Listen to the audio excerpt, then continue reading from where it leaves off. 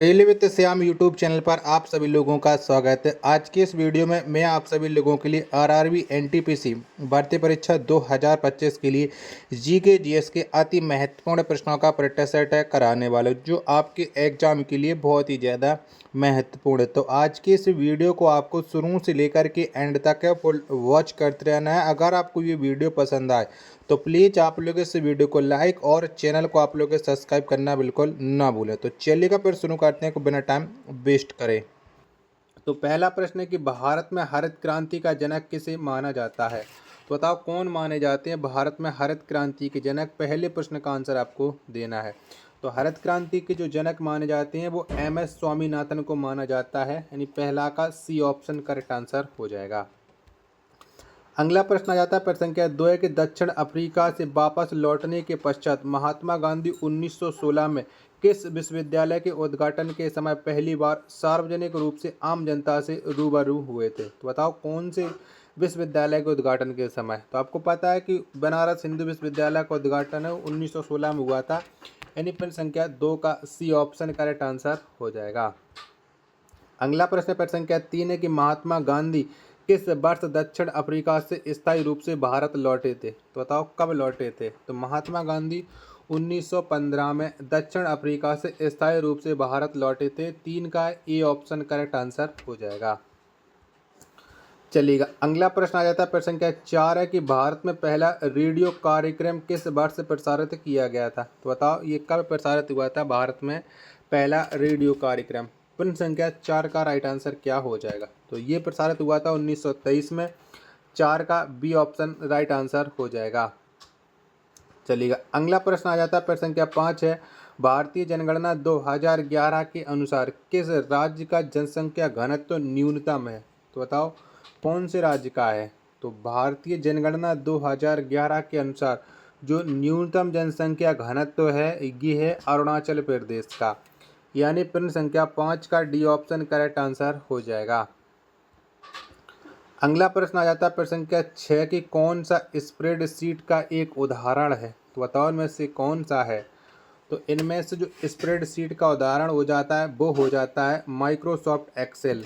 क्या Microsoft Excel हो जाता है, यानी 6 का बी ऑप्शन करेक्ट आंसर हो जाएगा। अगला प्रश्न है प्रश्न संख्या 7 आ जाता है कि जॉर्ज पंचम ने दिल्ली को आधिकारिक रूप से किस वर्ष ब्रिटिश भारत की राजधानी घोषित किया था। तो बताओ कब घोषित किया था। तो जॉर्ज पंचम के द्वारा दिल्ली को जो आधिकारिक रूप से ब्रिटिश भारत की राजधानी घोषित किया गया था ये 1911 में घोषित कर दिया था, यानी प्रश्न संख्या 7 का बी ऑप्शन राइट आंसर हो जाएगा।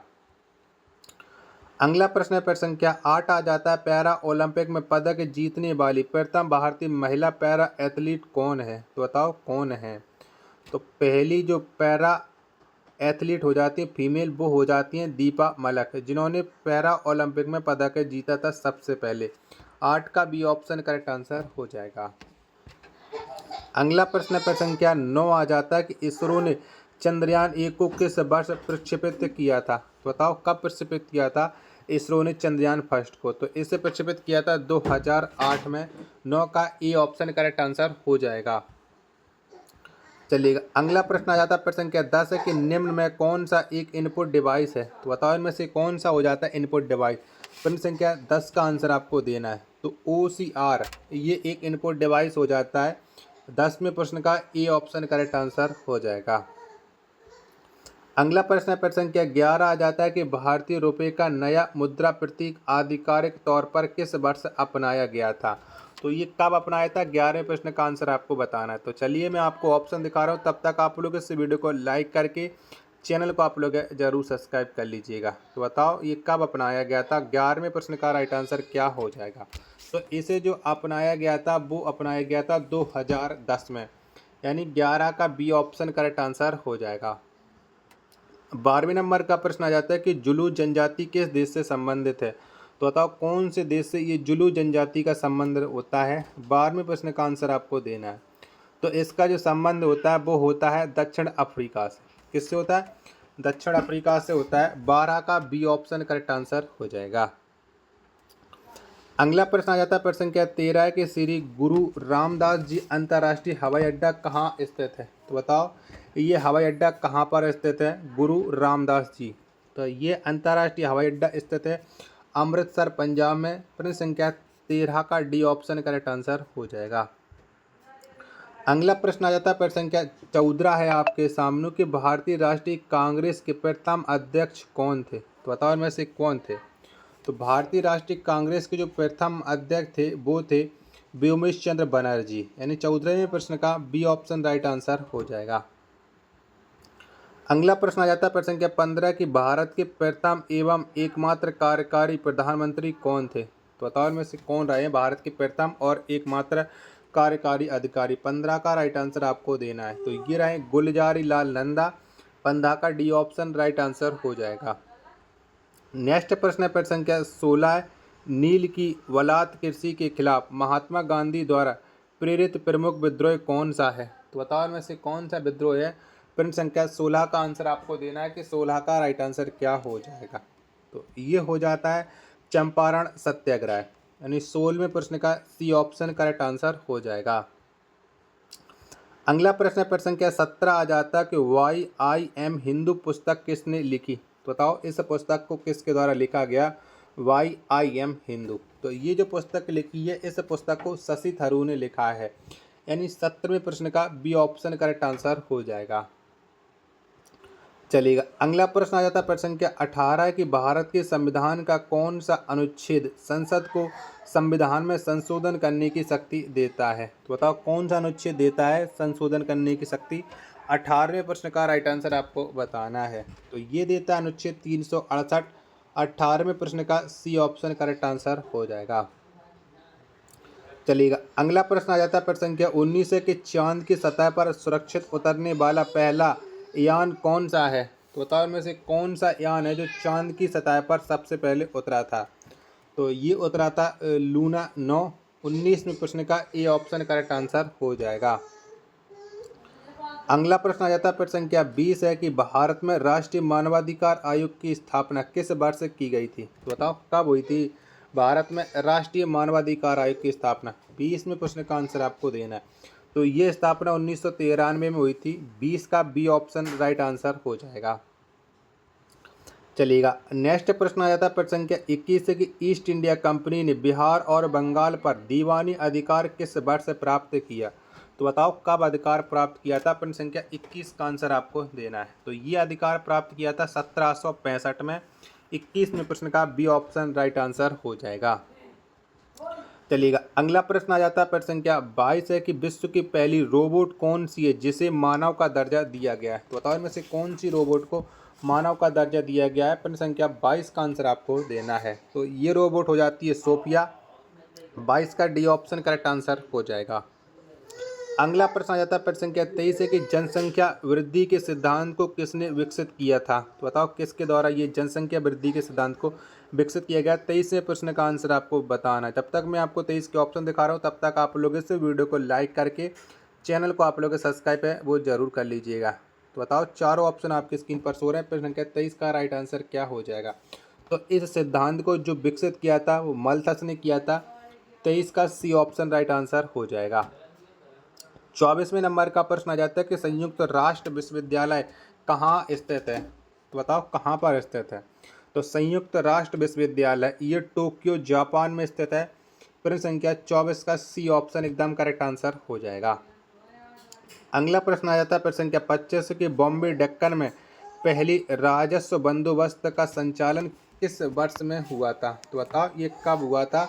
25वें प्रश्न का राइट आंसर आपको बताना है। तो ये हुआ था 1820 में। 25 का बी ऑप्शन करेक्ट आंसर हो जाएगा। 26वें नंबर का प्रश्न आया था कि फलों में मीठापन के लिए कौन सी शर्करा उत्तरदायी है। तो बताओ इनमें से कौन सी शर्करा उत्तरदायी है। तो फलों में जो मीठापन के लिए जो शर्करा उत्तरदायी होती है वो होती है फ्रक्टोज। 26 का ए ऑप्शन करेक्ट आंसर हो जाएगा। चलिएगा नेक्स्ट प्रश्न आ जाता है प्रश्न संख्या 27 है कि मोतियों के शहर के रूप में किसे जाना जाता है। तो बताओ इनमें से कौन है जिसे हम मोतियों के शहर के रूप में जानते हैं। तो ये जाना जाता है हैदराबाद। 27 का सी ऑप्शन करेक्ट आंसर हो जाएगा। 28वें नंबर का प्रश्न आ जाता है कि इसरो के सबसे शक्तिशाली रॉकेट GSLV Mk3 को क्या उपनाम दिया गया है? बताओ इसका उपनाम क्या हो जाता है? 28वें प्रश्न का राइट आंसर क्या हो जाएगा? तो इसका जो उपनाम होता है वो होता है फैट बॉय। 28 का डी ऑप्शन करेक्ट आंसर हो जाएगा। नेक्स्ट प्रश्न आ जाता है प्रश्न संख्या 29 है, राष्ट्रपति को किस अनुच्छेद के तहत क्षमादान की शक्ति प्राप्त है? तो बताओ राष्ट्रपति कौन से अनुच्छेद के तहत क्षमादान दे सकता है? 29 का राइट आंसर आपको देना है।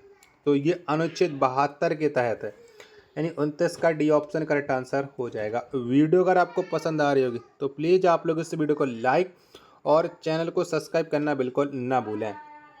प्रश्न संख्या 30वां है आपके सामने कि लोकसभा की पहली महिला स्पीकर के रूप में किसे नियुक्त किया गया था? तो बताओ कौन नियुक्त हुई लोकसभा की पहली महिला स्पीकर? तो ये नियुक्त हुई थी मीरा कुमार। प्रश्न संख्या 30 का बी ऑप्शन करेक्ट आंसर हो जाएगा। अगला प्रश्न आ जाता है प्रश्न संख्या 31 है, महासागरों के सतही जल का औसत तापमान कितना होता है? तो बताओ कितना होता है? तो ये होता है 17 डिग्री सेल्सियस। 31वें प्रश्न का ए ऑप्शन करेक्ट आंसर हो जाएगा। अगला प्रश्न आ जाता है प्रश्न संख्या 32 है कि प्रथम लोकसभा चुनाव किस वर्ष आयोजित किए गए थे? तो बताओ कब आयोजित हुए थे प्रथम लोकसभा चुनाव? तो इनका जो आयोजन किया गया था वो 1951-52 में किया गया था। 32वें प्रश्न का ए ऑप्शन 32 का सी ऑप्शन करेक्ट आंसर हो जाएगा। प्रश्न संख्या 33 आ जाता है कि शरिया कानून किस समुदाय से संबंधित है? तो बताओ कौन से समुदाय से हम शरिया कानून का संबंध रखते हैं? तो इसका जो संबंध होता है शरिया कानून का वो होता है मुस्लिम समुदाय से। 33 का डी ऑप्शन करेक्ट आंसर हो जाएगा।